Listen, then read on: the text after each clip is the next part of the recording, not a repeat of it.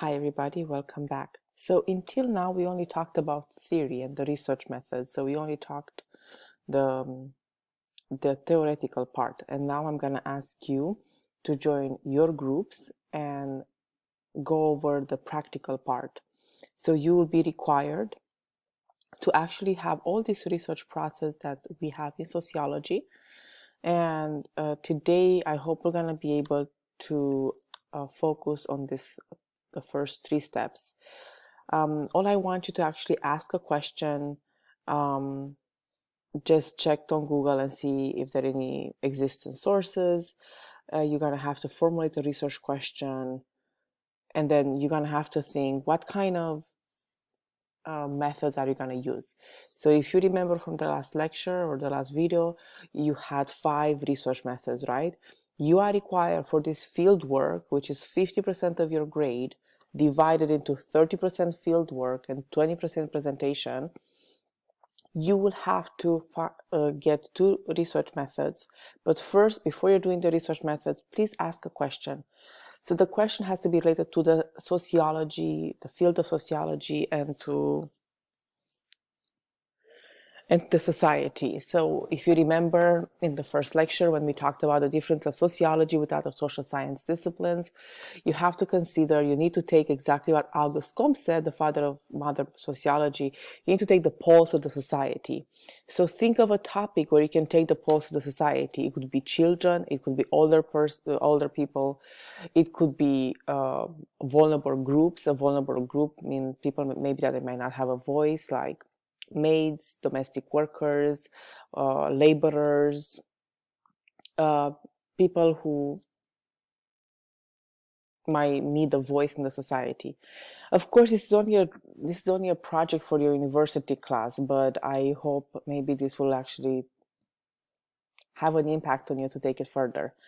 You can do research with COVID-19. You can talk about how it affected children in the nursery, children in the middle school, students at the university level, how it affected the teachers, how it affected the staff, people who lost their jobs or had a salary cut. All of these are things that is affecting right now all of us. You're welcome to do research with at your own job, to interview people or to create a survey. You can do research with the police officers, with the immigration officers at the airport. These are just a few examples, but I'm open to anything, any creative topic that you might have. Obviously, you cannot really start a topic until I'm gonna approve it. So after you're gonna watch this video, I'm gonna ask you to go into your team.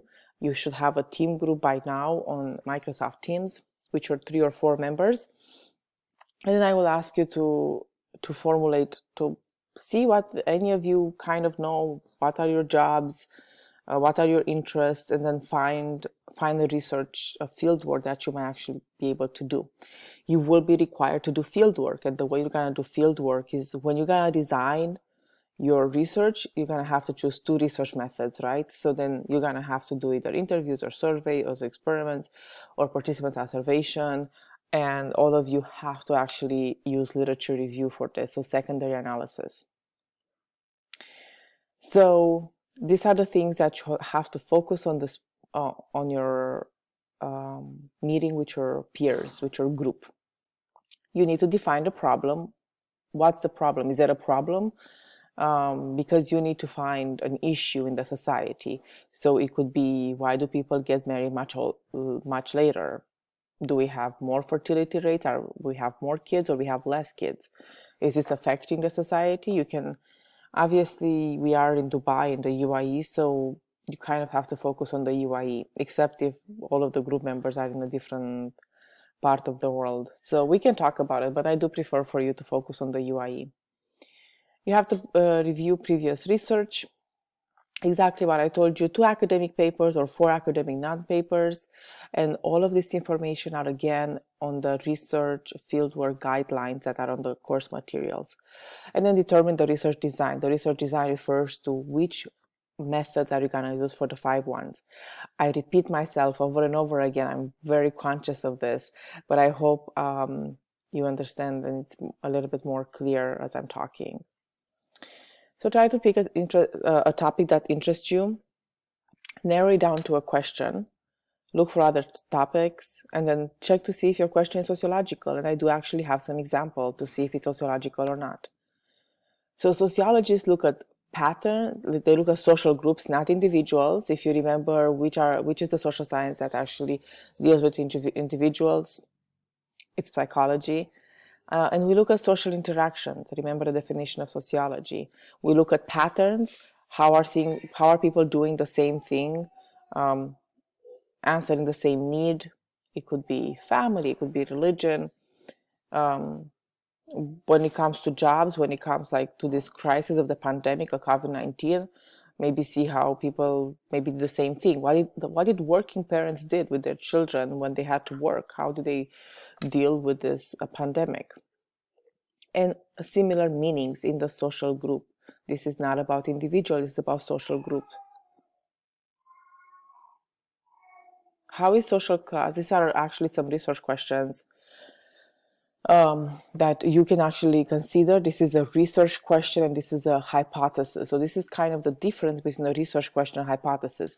You only have to have for your research project either a research question or a hypothesis, not both of them. A lot of you who are not paying attention are usually doing both of this, and it's not necessarily. So how is a social class affected by the level of education? This is a question, right? And the hypothesis, it means that we have two variables that are, one variable is affected. Sorry, I have a B here. So the higher the social class, the higher the level of education. So this is one variable, and this is the second variable. The social class is the one that's dependent, that you actually cannot change, and the higher level of education, this is the variable that actually can change. I have more examples. So the researcher starts with the research with a question that he wants to answer, or with a statement that he wants to prove that it's true or false.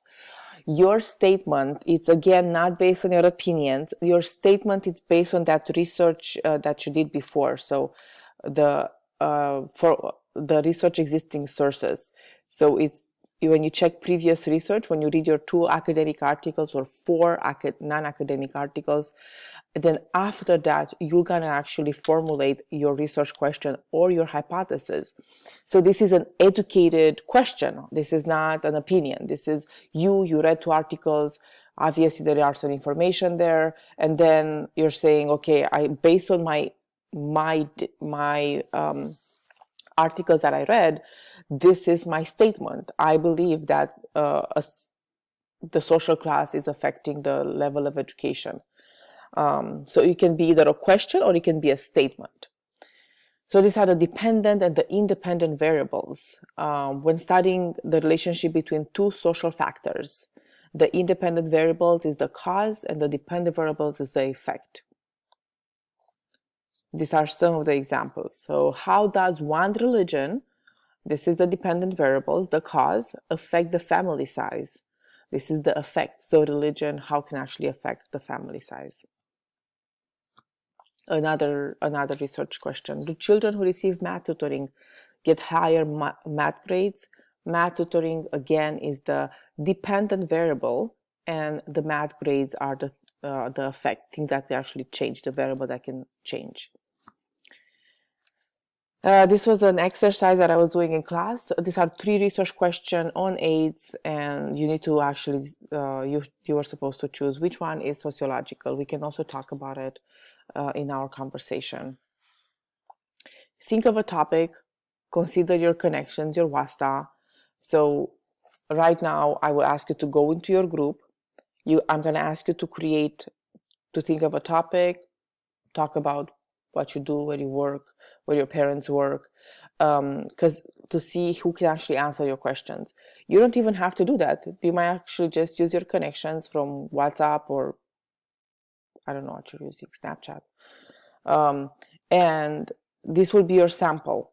But if you remember when we talked last class or last video, I told you about the sample.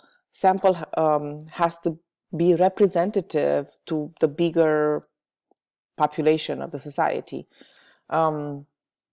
So obviously, if you're going to do research with elderly, that means you cannot interview college students, because those are a totally different sample. And then really consider what research methods you want to use from these 5 ones. I will join your groups as your meeting, and then I will see where you stand. So the idea of this research is not to make your life miserable, but is really to try to really go into a depth on a perspective or on a topic that maybe you didn't even consider. Maybe the topic is right there, your neighbor, and you were not aware of this social situation in your own society. So I want you to actually have empathy, probably more empathy after this topic, and more knowledge. So even if a researcher did the same topic as you can still research that. Doesn't mean it's the end of it. And you might actually get very different results. You might get similar results. As I told you, the first week of classes, when we deal with humans, it's a little bit different than when we deal with, when we do chemistry or physics. So with humans, it's a little bit more difficult, and most of the time we don't really get the same topics. And if you remember the